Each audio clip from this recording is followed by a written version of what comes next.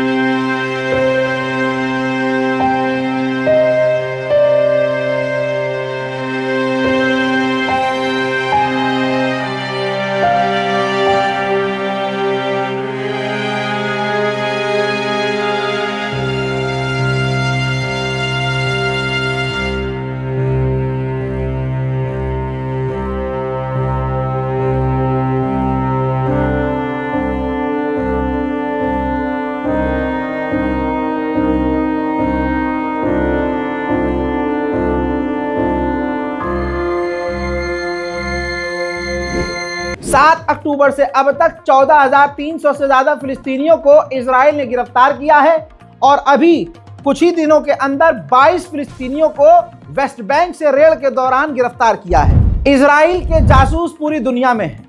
ऐसे में इराक के संगठन कताइब हिजबुल्लाह ने इराक की सरजमीन से मूसाद की एक महिला लड़की जो जासूस थी उसको गिरफ्तार कर लिया और अपनी कैद में रखा हुआ है कई महीनों से।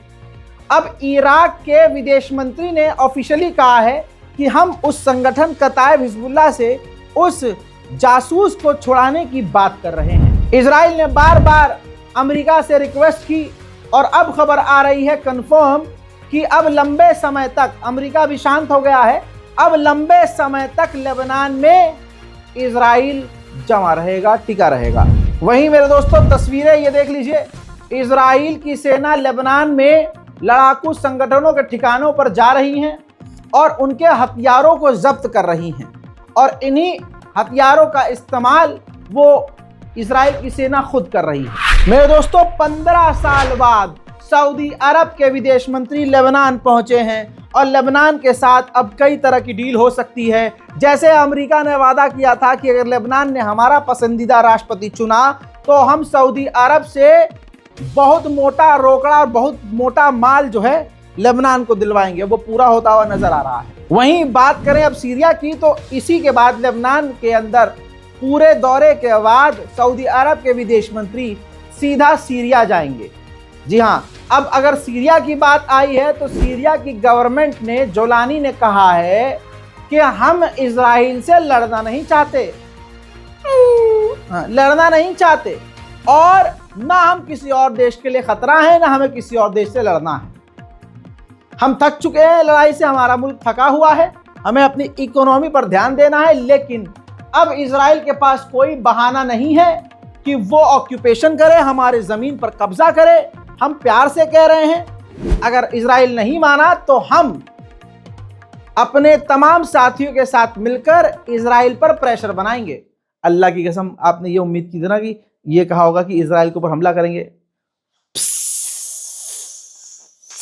औकात ही नहीं है इनकी। वही है ये सीरिया की जो नई सरकार है। इतने में अगर किसी और की सरकार होती जिसको इतना सपोर्ट मिला हुआ है, वो अगर अपनी जमीन को, गोलान हाइट को आजाद नहीं करवा पाता तो कम से कम नए इलाकों में इजराइल को घुसने न देता। अब वो लोग कमेंट करेंगे, अच्छा तो बशर अल असद ने आज़ाद नहीं, कैसे अपनी ज़मीन आज़ाद क्यों नहीं करवाई?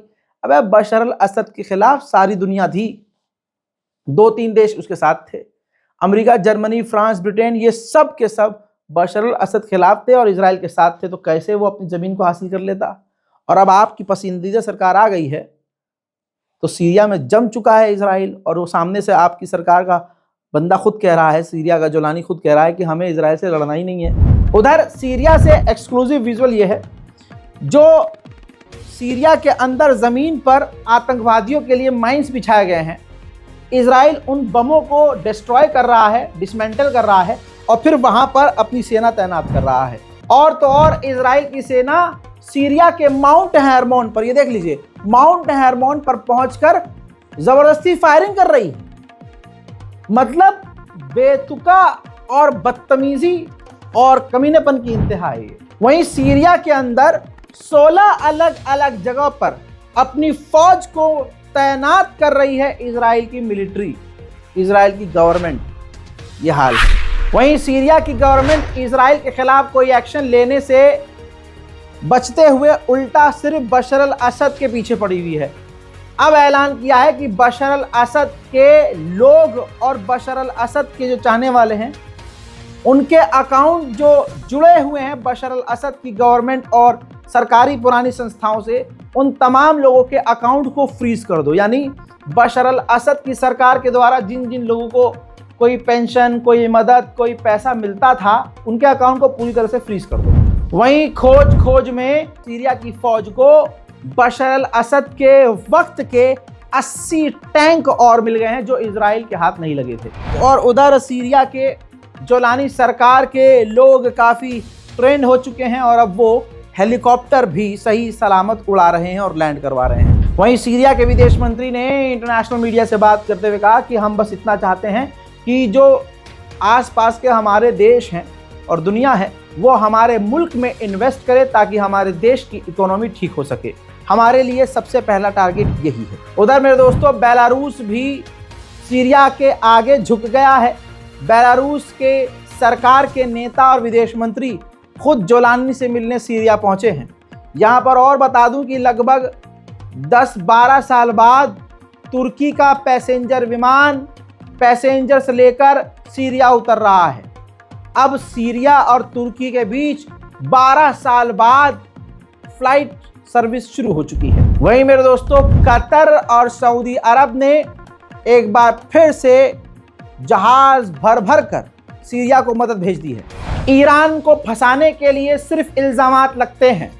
ये मैं ईरान के बचाव में नहीं कह रहा हूं, जो आईएए की चीफ कह रहे हैं वही बता रहा हूं। अब आईएईए के चीफ ने कहा कि ऐसा कोई सबूत, कोई इशारा, कोई ऐसी चीज नजर नहीं आ रही है जिससे यह साबित हो और लगे कि ईरान परमाणु बनाना चाह रहा है। उधर ईरान के राष्ट्रपति पेजेश्कियान ने कहा कि कुछ ऐसे लोग हैं जो चाहते हैं हमारी बर्बादी, और वो चाहते हैं कि किसी भी तरह से बस ईरान जंग में कूद जाए और इसके बाद खेल हो जाए। और ये बात दोस्तों हकीकत है। इतना तो आप भी समझ गए हैं कि कई देश ये चाहते हैं, जो मुंह से ईरान की तारीफ कर भी देते हैं और ईरान के खिलाफ बोलने से चुप भी रहते हैं, लेकिन वो चाहते हैं कि ईरान डायरेक्ट जंग में कूद जाए। और जैसे ही वो ईरान जंग में कूदेगा, ये जितने भी मुस्लिम नामी देश हैं, ये ईरान का साथ कभी नहीं देंगे। ये तुरंत पूरी ताकत से खुलकर अमेरिका और इजराइल और वेस्ट देशों के साथ मिल जाएंगे, बल्कि ये हथियार भी देंगे।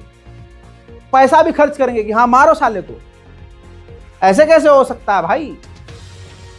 ईरान अपना इतना मारो। और ये गद्दारी हमेशा से हम मुसलमानों में देखी गई है।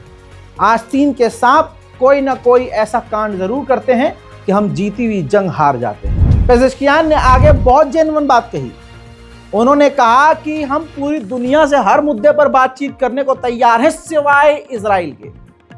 ये भी बोलने के लिए दम चाहिए दोस्तों। 1 इंच भी ईरान कहीं इजराइल के आगे झुकता नहीं है, आले यहूद के आगे झुकता नहीं है। यही क्वालिटी ईरान की आज हर समुदाय के दिलों में ईरान के लिए मोहब्बत पैदा करवा चुकी है, शायद 1-2 समुदाय को छोड़कर।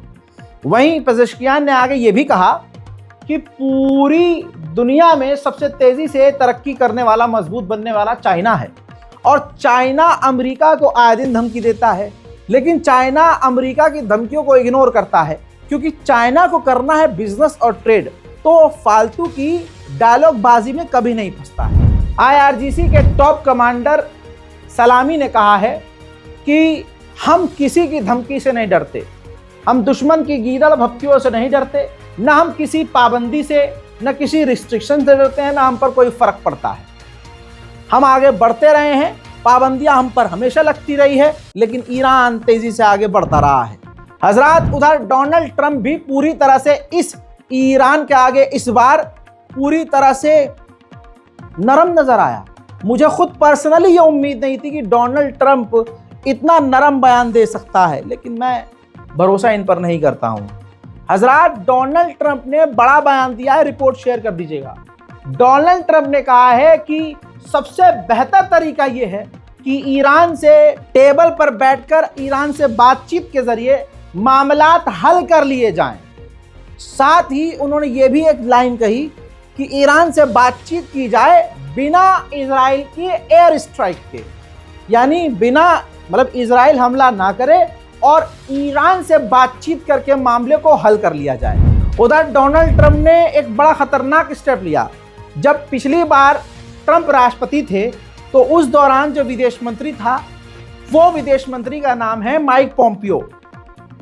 कई बार ईरान उस माइक पोम्पियो को कत्ल करवाने की कोशिश करवा चुका है और ऐसे दौर में उसको काफी मजबूत माइक पोम्पियो को ऑब्वियसली सिक्योरिटी देनी चाहिए थी और मिली थी उसे सिक्योरिटी बहुत तगड़ी लेवल की। अब जब डोनाल्ड ट्रंप राष्ट्रपति बने हैं तो उस पुराने विदेश मंत्री माइक पोम्पियो की सिक्योरिटी छीन ली है और वो बिल्कुल आम आदमी जैसे बिना गार्ड के चलने वाला अब व्यक्ति होगा। अब ट्रंप का इसके पीछे क्या मकसद है ये ट्रंप जाने या अल्लाह। स्टीव विटकॉफ ये वो व्यक्ति है जो डोनाल्ड ट्रंप की सरकार का था और इसी को जिम्मेदारी दी थी कि गाजा और इजराइल का सीज फायर करवाए और उसने करवा दिया। अब उसी व्यक्ति को ट्रंप ने जिम्मेदारी दी है कि ईरान और अमेरिका की न्यूक्लियर डील करवाओ और बात करवाओ, यानी कहीं ना कहीं देखा जाए तो अमेरिका ईरान से बात करने में इंटरेस्टेड है। मेरे दोस्तों, उधर बड़ी खबर आ रही है कि ईरान के विदेश मंत्री पहली बार तालिबान सरकार के आने के बाद, जब से तालिबान सरकार आई है उसके बाद पहली बार ईरान के विदेश मंत्री अफगानिस्तान जाएंगे और अफगानिस्तान यानी तालिबान और ईरान के बीच कई बड़ी डील हो सकती है। अब सीज फायर हो ही गया है तो भारतीय एयरलाइंस यानी एयर इंडिया 2 मार्च से दिल्ली से डायरेक्ट तेल अवीव के लिए फ्लाइट रिज्यूम कर रही है, शुरू करने वाली है। उधर में दोस्तों इजराइल का जनरल जब सड़कों पर निकला अमेरिका में तो अमेरिका के ही लोग उससे सवाल जवाब कर रहे हैं क्योंकि सबको पता है किसने क्या गलत किया है और कौन गलत है। लोगों ने उससे पूछना शुरू कर दिया कि आपको डर नहीं लगता, आपको शर्म नहीं आती, आपको खौफ नहीं आता कि इंटरनेशनल क्रिमिनल कोर्ट ने आपके खिलाफ अरेस्ट वारंट जारी किया है और आपने वॉर क्राइम किया है। सुनिए और देखिए। General Bastiat, what did you discuss with the MOD? Are you worried about the ICC investigating you for war crimes? Are you a war criminal, General Bastiat? Are you a war criminal, General Bastiat? Thank you.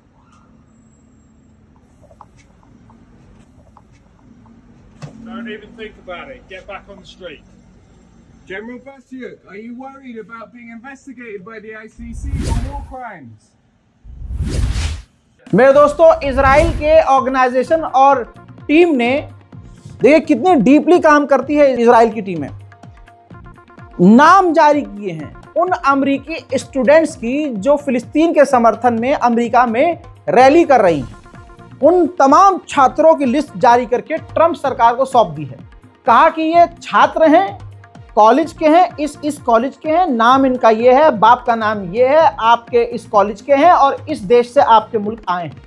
आपसे गुजारिश है कि इनको भी अपने देश से बाहर निकाल दीजिए। मिडिल ईस्ट स्पेशल रिपोर्ट में आज और अभी के लिए इतना ही।